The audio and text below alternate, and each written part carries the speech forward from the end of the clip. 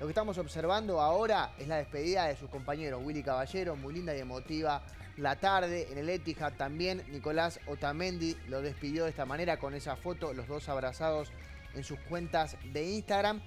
Y no solamente Willy Caballero y Nicolás Otamendi saludaron a este hombre, sino uno de los grandes ídolos que también tiene este club. Último partido en el Etihad para un gran compañero y mejor amigo, Pablo Zabaleta. Diste todo por Manchester City. Sos historia en este club, dijo el Kun Agüero, con quien tiene una muy, pero muy buena relación Zabaleta y que lo despedía de esta manera vía Twitter. ¿Ramita, hay media chance de que venga a Argentina a hacer algo o ya está? No, va a ir a jugar al West Ham. Ah, bien. De Lanzini. O sea que se va del Manchester City. Sí, se va del City, va a seguir Bien. jugando en la Premier, en este caso con Manu Lanzini, otro argentino más. Bueno, después un anito acá en Argentina. Un anito. San Queremos. Lorenzo, no sé. Mirá cómo está el sapo, mirá. Los hinchas de San Lorenzo están como locos.